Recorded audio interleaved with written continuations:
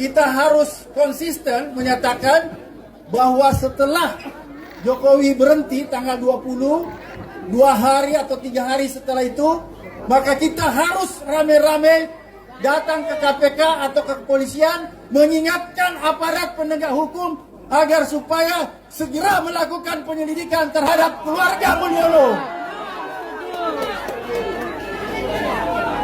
Karena kita tahu persis kalau keluarga Mulyono atau Pak Jokowi tidak diadili, maka saya sangat yakin bahwa presiden-presiden selanjutnya akan melakukan pelanggaran-pelanggaran hukum seperti yang dilakukan Jokowi. Oleh karena itu sekali lagi saya ingin mengingatkan kita semua, setelah tanggal 20, mari kita geruduk KPK dan kantor kepolisian untuk mengingatkan bahwa segera melakukan penyelidikan terhadap Presiden Jokowi. Siap? Adili Jokowi. Terima kasih. Waduh, mantan Presiden Korea Selatan, Moon Jae-in, jadi tersangka. Ngeri-ngeri sedap ini. Semoga mantan Presiden Indonesia juga bisa jadi tersangka. Kenapa dia jadi tersangka ini? Pertanyaannya. Mantan Presiden Korea Selatan Moon Jae-in itu ketika dia menjadi presiden menggunakan tangan kekuasaannya sebagai presiden, kemudian dia mengangkat menantunya menjadi pejabat tinggi di salah satu maskapai penerbangan di Korea. Maskapai ini dibentuk melalui tangan seorang politisi, ya. Politisi yang tentu saja kolega presiden membentuk maskapai ini dan menempatkan menantunya sebagai pejabat di situ. Nah, maskapai itu kemudian mengalami kerugian, bangkrut, alias tidak profesional dikelola. Oleh partai yang berkuasa menuding maskapai ini mengalami kerugian dan tidak profesional dikelola karena mantu presiden ini tidak diangkat secara profesional, alias karbitan, alias tidak memiliki pengalaman, tidak memiliki kompetensi untuk memimpin maskapai penerbangan itu. Akibatnya merugi. Ini pelajaran berharga. Semoga presiden yang hanya berpikir menantu anaknya, koleganya, keluarganya, ini satu ketika juga mendapatkan keadilan dalam penegakan hukum di Indonesia. Separuh, bahkan mayoritas rakyat Indonesia ini sedang menonton, melihat pertunjukan presiden yang sedang memperjuangkan anak dan menantunya di akhir-akhir masa jabatannya. Ini semua menyakiti hati rakyat Indonesia. Semoga ada keadilan. Agar rakyat Indonesia percaya bahwa pemimpin yang dipilih ini benar-benar mengabdi, berjuang untuk rakyat, bukan untuk diri mereka, keluarga, dan kelompok. Raja Jawa. Soalnya Raja Jawa ini kalau kita main-main celaka kita. Saya mau kasih tahu aja, jangan coba-coba main-main di barang ini. Ini, waduh, ngeri-ngeri sedap barang ini, saya kasih tahu. Udah, waduh, ini. Dan sudah banyak kok, sudah lihat kan barang ini kan? Ya tidak perlu saya ungkapkan lah, tidak perlu. Bapak harusnya tahu ya, kayak filosofi dari Raja Jawa adalah raja yang akan menggunakan segala kekuasaan dan segala cara agar penerus dari raja ini adalah anaknya sendiri. Raja Jawanya ini maksudnya siapa, Pak? Sebenarnya kan namanya nggak disebut. Kalau Pak Jokowi betul-betul percaya akan hebatnya IKN, kan harusnya dia akan tinggal di sana kan. Kenyataannya sebagai presiden yang dapat jatah rumah, dia kan membangun rumahnya di Solo. Kan harusnya di IKN dong. Sebagai dia tinggal di situ dan dia memberikan petunjuk pada masyarakat banyak. Saya aja tinggal di IKN. Putranya sendiri yang wakil presiden sudah menyatakan pada publik dia tidak akan tinggal di istananya Wapres di IKN. Itu akan dijadikan buat istana publik aja. Jadi bahkan putra dari Pak Jokowi sendiri tidak mau tinggal di sana, tapi tetap dia membawa influencer ini untuk mengglorifikasi seolah-olah IKN itu kan menipu rakyat lah menurut saya. Masalahnya gini, ini bukan soal Putra Mulyono, ini satu hal lah Putra Mulyono, tapi ini soal kompilasi tone deaf-nya keluarga Mulyono. Bagaimana istrinya Kaesang, orang lagi aksi besar-besaran, bos, seluruh Indonesia, peringatan darurat. Dia foto jet pribadi, beli roti 400.000. Nyokapnya Kaesang di Makassar, joget-joget. Dan di luar di Makassar itu mahasiswa lagi aksi. Ada sniper, bos, di atas gedung.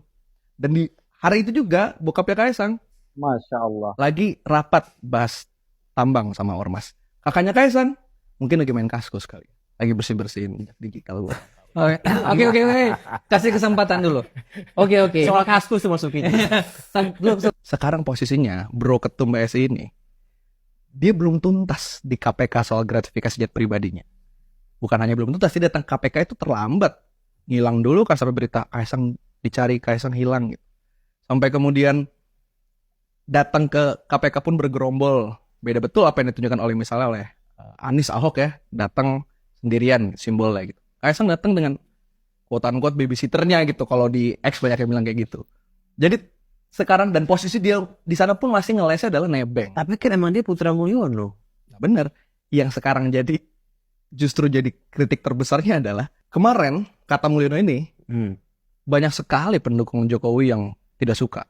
Dianggapnya nggak sopan pakai kata-kata Mulyono dan seterusnya. Tapi sekarang justru dijadiin sebagai alatnya Kaesang misalnya untuk bilang bahwa enggak kok, kita fine-fine aja. Nah, PR banget kita fine-fine aja itu. Bagi gue ini soal politik itu kan bukan soal kebijakan undang-undang, tapi soal body language. Tindakan Jokowi menjelang pensiun sangat mengkhawatirkan kita. Baru-baru ini Jokowi mengeluarkan Perpres nomor 75 tahun 2024 yang pada pokoknya memberi izin kepada investor di IKN untuk memiliki lahan HGU selama 190 tahun. Investor sudah pasti kalau bukan konglomerat, pasti orang asing. Pertanyaannya, begitu pentingkah IKN bagi bangsa Indonesia? Kalau ditanya rakyat, mungkin semua akan menjawab tidak penting, kecuali hanya Jokowi dan kelompoknya yang mungkin tidak sampai 1% menyatakan pentingnya IKN itu.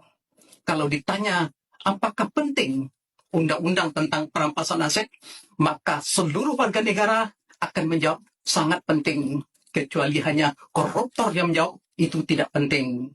Kalau ditanya rakyat, apakah penting penegakan hukum di Indonesia ini? Maka semua warga negara pasti akan menjawab sangat penting. Kecuali hanya koruptor yang menjawab tidak penting. Tetapi hingga detik ini, hingga saat ini, belum terlihat tanda-tanda bahwa Jokowi memikirkan undang-undang tentang perampasan aset. Dan Jokowi belum terlihat adanya memikirkan bagaimana hukum di negara kita ini tegak sebagai mana mestinya, bukan seperti ini yang carut-marut ini. Demikian sebagai diskusi, terima kasih. Untuk pertama kali dalam sejarah di Indonesia, kita tidak memiliki ibu kota, di mana tahun 2022 udah dicabut, katanya mau ganti ke IKN, dan DKI Jakarta, daerah khusus ibu kota Jakarta, diganti daerah khusus Jakarta. Kemudian rencana IKN akan dinyatakan menjadi ibu kota negara. Tapi saat ini IKN ternyata tidak jadi ibu kota negara dan Jakarta bukan ibu kota negara. Jadi kekampretan seperti ini kenapa bisa terjadi?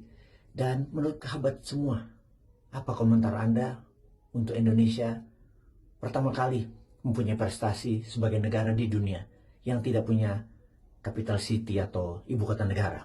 Selamat buat Indonesia kali ini. Dan mohon solusinya, bapak-bapak yang di atas. Bagi sahabat, komentarnya saya tunggu. Udah biasa ke IKN belum? Kalau belum jangan ya dek ya.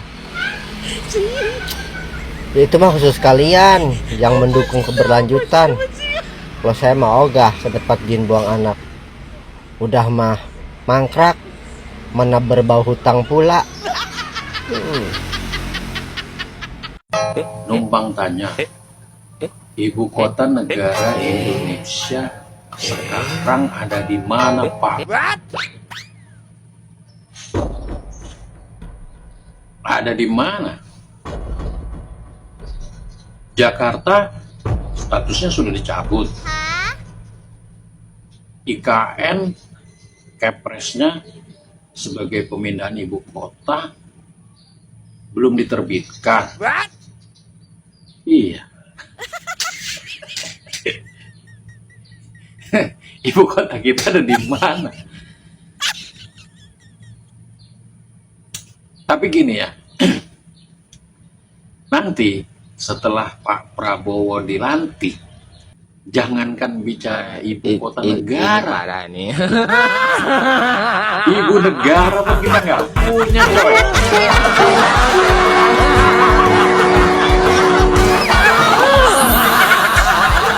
Ngopi aja lah, ngopi yuk.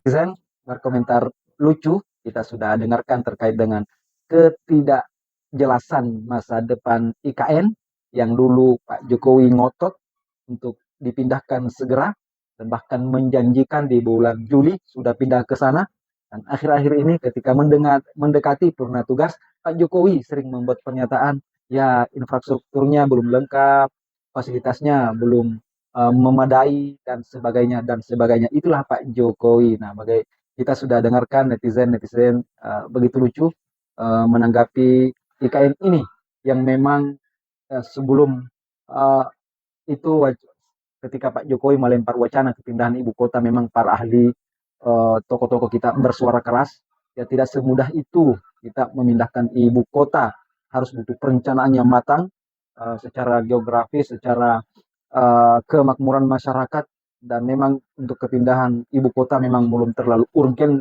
kepada kita karena itu tidak bersentuhan langsung dengan masyarakat, hanya tempat tinggal oleh para elit-elit kita. Seharusnya ratusan triliun uang itu bisa membangun berapa ratus sekolah, 1000 sekolah, bisa mensejahterakan, bisa membangun rumah-rumah gratis kepada rakyat Indonesia. Tapi itulah Pak Jokowi telah melakukan semuanya. Bahkan yang mengherankan saat ini Indonesia sebenarnya statusnya tidak punya ibu kota untuk sementara, dan itu terjadi pertama kali dalam sejarah Republik Indonesia. Terima kasih.